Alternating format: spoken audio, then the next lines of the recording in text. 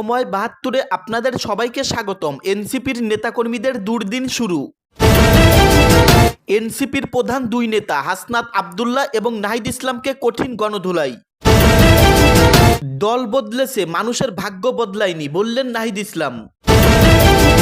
থানায় কোনো দালালি চলবে না বললেন জামাত নেতা আজহারুল। নাসিরউদ্দিন পাটোয়ারির কাছে ধর্ষণের বিচার চাইলেন নির্যাতিতা। সাবেক উপদেষ্টা মাহফুজ আলম এবং তাজনুবার নেতৃত্বে নতুন রাজনৈতিক প্ল্যাটফর্ম। বিএনপির এমপিদের প্রশিক্ষণ কর্মশালার শেষ দিনের কর্মসূচি শুরু। সর্বশেষ জানবেন যেই কারণে এনসিপির পতন শুরু। দফায় দফায় এনসিপির কেন্দ্রীয় নেতাকর্মীরা গণধোলাই খাচ্ছেন। এতক্ষণ শুনলেন সংবাদ শিরোনাম, এখন শুনবেন বিস্তারিত। হাসনাতের বাসায় অভিযান নিয়ে যা জানা গেল। কুমিল্লা ৪ আসনের নবনির্বাচিত সংসদ সদস্য হাসনাত আব্দুল্লাহর বাসায় সম্প্রতি সেনাবাহিনীর অভিযানে বিপুল পরিমাণ অস্ত্র উদ্ধার এবং একই সঙ্গে ৩ জনকে গ্রেপ্তার করা হয়েছে শীর্ষক দাবিতে একটি ভিডিও সামাজিক যোগাযোগ মাধ্যমে প্রচার করা হয়েছে। রিউমার স্ক্যানের টিমের অনুসন্ধানে জানা যায় প্রচারিত ভিডিওটি হাসনাত আব্দুল্লাহর বাসায় সেনা অভিযানের নয় এবং তার বাসায় এমন কোনো অভিযানও হয়নি। প্রকৃতপক্ষে সাভারে যৌথ বাহিনীর অভিযানে জাহাঙ্গীরনগর বিশ্ববিদ্যালয়ের সাবেক ছাত্রদল নেতা ও তার ৩ সঙ্গীকে অস্ত্রসহ গ্রেপ্তারের ঘটনাকে উক্ত দাবিতে প্রচার করা হয়েছে।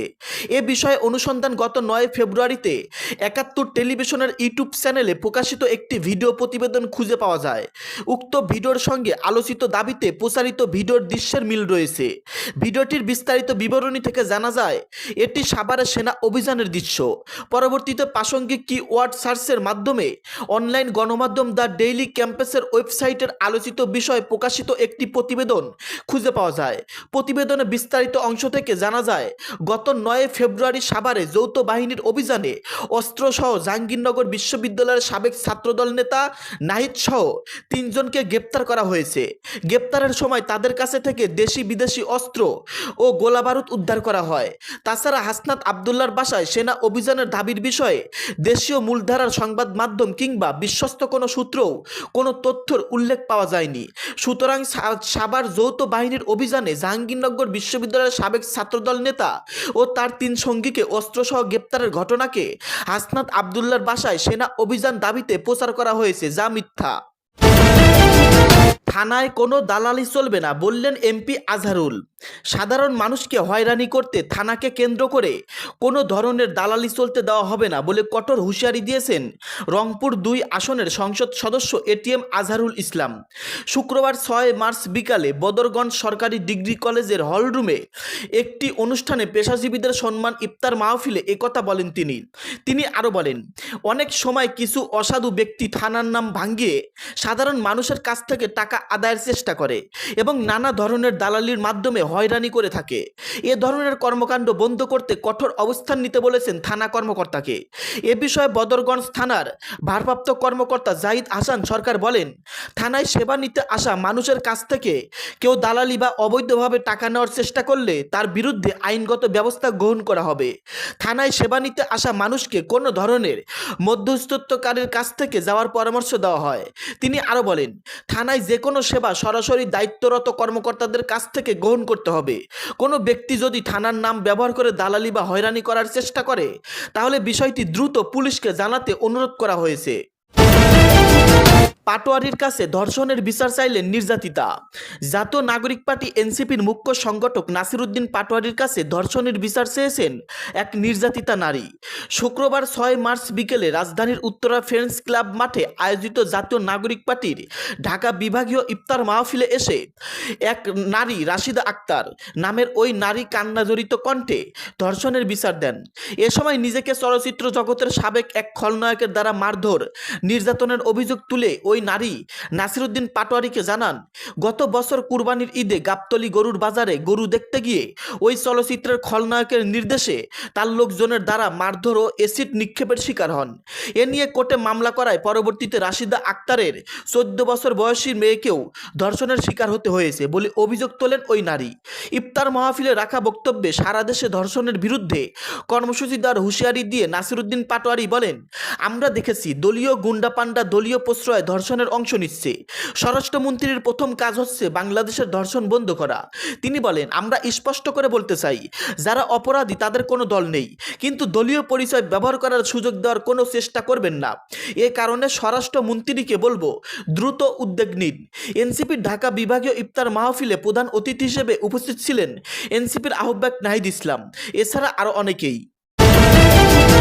মাহফুজ এবং তাজনুবার নেতৃত্বে নতুন রাজনৈতিক প্ল্যাটফর্ম থাকছেন যারা, সাবেক উপদেষ্টা মাহফুজ আলম এবং সাবেক এনসিপি নেত্রী ডক্টর তাজনুবা জাবিনের প্রধানের নেতৃত্বে নতুন রাজনৈতিক প্ল্যাটফর্ম অল্টারনেটিভসের ন্যাশনাল অর্গানাইজিং কমিটি গঠিত হয়েছে।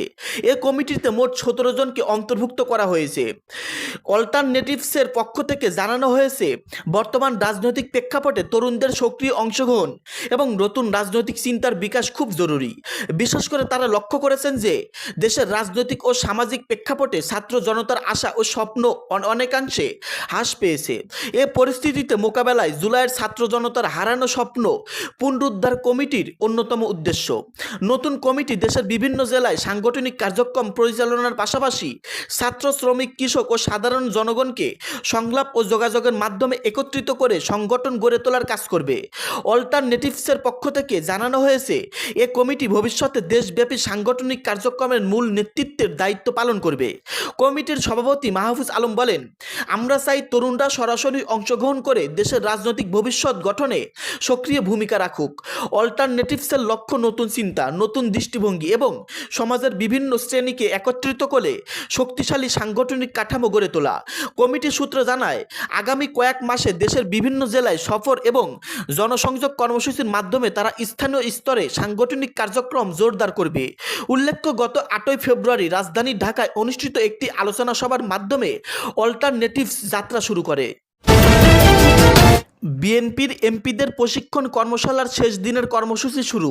প্রথমবার নির্বাচিত দলীয় সংসদ সদস্যদের সংসদীয় কার্যক্রম, বিল, বাজেট, স্থায়ী কমিটির কাজসহ বিভিন্ন বিষয়ে ধারণা দিতে 2 দিনের প্রশিক্ষণ কর্মশালার শেষ দিনের কর্মসূচি শুরু করেছেন বিএনপি। শনিবার 7ই মার্চ সকাল 10:30টায় রাজধানীর গুলশানে বিএনপির চেয়ারম্যানের কার্যালয়ে এ কর্মশালা শুরু হয়। সকালের সেশনে ঢাকা জেলা, ময়মনসিংহ ও ঢাকা বিভাগের এবং ফরিদপুর জেলার সংসদ সদস্যরা অংশ নেবেন। বিকালের সেশনে থাকবেন সিলেট, কুমিল্লা ও চট্টগ্রাম অঞ্চলের সংসদ সদস্যরা।